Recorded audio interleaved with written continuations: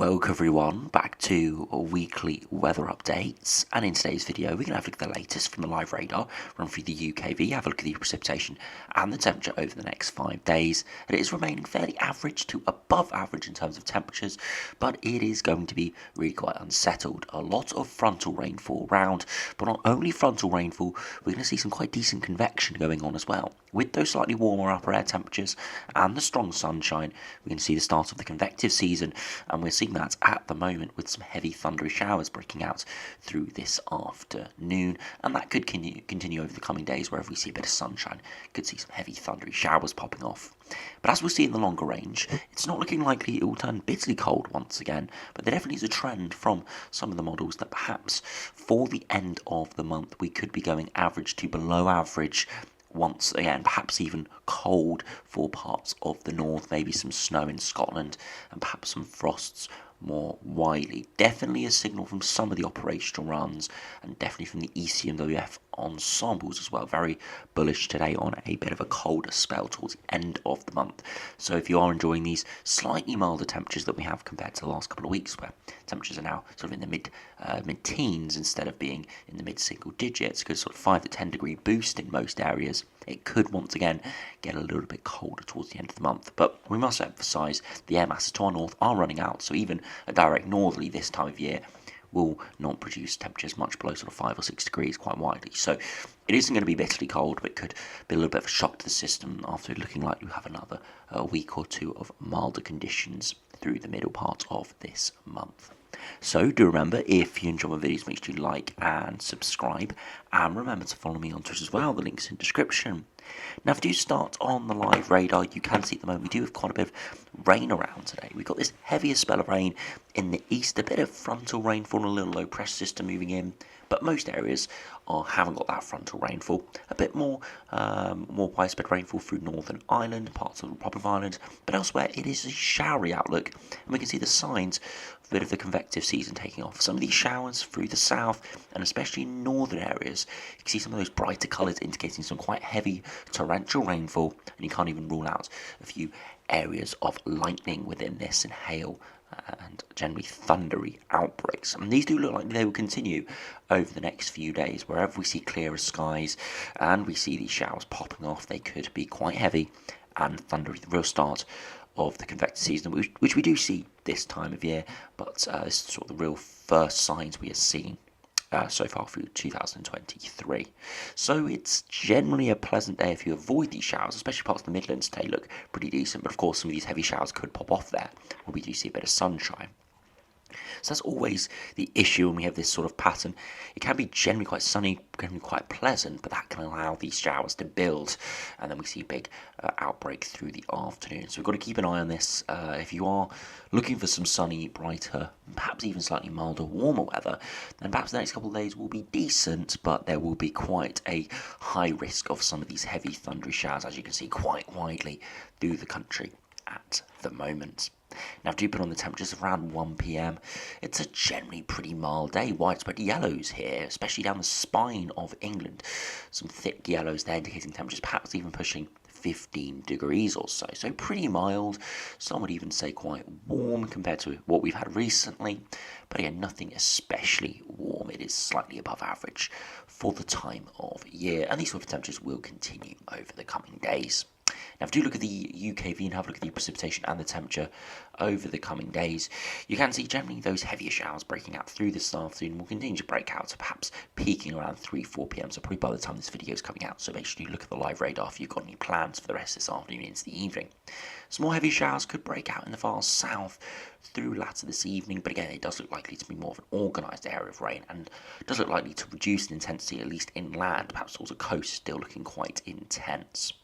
As we head towards Saturday morning, still a lot of rainfall around, and perhaps again some real quite heavy thundery showers breaking out through parts of England, Wales, the Republic of Ireland, Northern England into Scotland as well. Really quite heavy, and you can see those brighter colours, those oranges and reds popping off, indicating torrential rainfall, potentially thunderstorms within this. Again, nothing too complicated, no multi-cell systems, but perhaps just some pop off little cells within a wide array of heavy showers.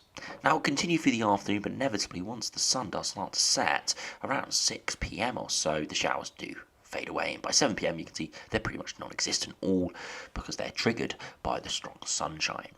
As we progress through the rest of Saturday into Sunday, you can see it's generally pretty pleasant. It does look like you'll see a bit of a cooler air mass drift in from the northwest there, so perhaps a frost in the north, but widely elsewhere not too bad. For as we head into Monday, frontal rainfall does spread in. So Sunday looks like a pretty decent day, especially the further eastwards you are, before the frontal rainfall heads through in the evening, giving quite heavy rain perhaps from quite a few areas through Monday morning into the afternoon, as we see some real quite torrential precipitation move in, and that keeps us really horrible. And you can see again through Tuesday perhaps some more of these convective showers, not quite as intense, but wherever we see a bit of sunshine you see them popping off for another frontal system moves in for Tuesday into Wednesday. And it does look like through Wednesday could be a quite a vicious low pressure system developing there. Again, if we look on the mean sea level pressure down towards 980 millibars, that could be really quite strong. And if we actually have a look at the wind gusts, you can see perhaps 40-50 miles per hour, so wouldn't be surprised if some areas even saw a yellow wind warning issued for this. So you can see it's going to be very unsettled. Going to be pretty mild though, with generally west to southwesterly winds, but it's not going to feel all too warm with a lot of rain around, cloud around, and those convective showers. Now, if you put on the max temperature, you see this afternoon perhaps pushing 14 or 15 degrees through the spine of England, so not too bad, pretty decent out there. But overnight tonight, temperatures will drop away, perhaps across Scotland, maybe mid-single digits, but elsewhere, sort of 9 or 10 degrees, so pretty mild for the time of year. Into Saturday, not quite as warm, but again, that is because we've got more convective showers breaking out. Whenever we see those big heavy showers, we see evaporative cooling, which in the winter time can bring us snowfall from some of these showers. But of course, being in March now, it's just going to decrease those temperatures by a few degrees, and that's why you can see a pocket of sort of 10 or 11 degrees there through parts of the Midlands into central southern England. And that's because we're seeing some heavy rain break out there within these showers. So where we miss the showers could once again be 14-15 degrees, but where you hit the showers will be pretty chilly out there, getting down towards sort of 10 degrees or so, and feeling colder in the rain. Beyond that, through Saturday night into Sunday, temperatures perhaps dropping down towards freezing in the north and the west with that slightly cooler air mass, but by Sunday afternoon, milder areas returning, perhaps only 11 or 12 degrees, sort of the top conditions, perhaps maybe 13 or 14 on the far south coast. Beyond that into Monday, again generally chilly overnight through Scotland, but for many into Monday afternoon starting to rise back into double digits quite widely, and perhaps into Tuesday a little bit milder once again, maybe 14 or 15 degrees and more of a southwesterly, but of course it's associated with some quite unsettled conditions. So that's the sort of thing you get whenever we see some really quite mild conditions. We normally are associated with low pressure because it's pumping southwesterly winds, a lot of cloud and rain up, so sort of the give or takes we have to deal with this time of year.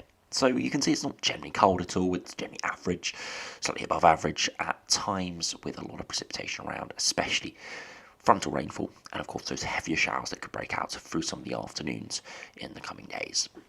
Now if you look at the longer range we've got in store for the next couple of weeks, as it is looking likely to be relatively mild, or at least average to above average, with low pressure coming in off the Atlantic, at least for the next week. But as we progress into the end of March, it's looking likely perhaps we start to see cooler conditions. Now you can see into next week we see very unsettled conditions come back with low pressure sort of parked over the top of us. That is sort of prime unsettled heavy shower sort of regime. However, as we head towards the end of the month, you can see the winds veer more into a northerly with a bit more higher pressure in the North Atlantic. Now, GFS does break through that quite quickly and send us more unsettled and westerly. But as we see in a minute, a lot of the other runs are going for more of an Atlantic higher pressure system up towards Greenland, giving us more direct northerly. This sort of pattern would have colder spells within it, but nothing too succinct. Brief northerly winds, maybe some snow in across the highlands of Scotland, and maybe some frosts in the north as well, but nothing too substantial. Now if we do have a look at the GEM, see how that does compare. Again, low pressure over the top of us over the coming days, really quite unsettled into the middle of next week. But as we're towards the end of the week, look what happens. Got a direct northerly developing here. Quite cold air coming directly from the Arctic. But remember, it is getting towards the end of March. Even though we do see the -5 isotherm come through, it will probably be sort of mid to high single digits quite widely. Really the higher ground only seeing the temperatures cold enough for any sort of settling snow or anything like that. But there would be widespread heavy, thundery and wintry showers. You could see snow, hail, sleet, within this growl pool, a big wintry mix, and it could be quite wild out there. So we get very cold upper air temperatures, very strong sunshine, big temperature contrast between the surface and those upper air temperatures. Could be around 20 degrees in places, and that can really spark off some heavy showers.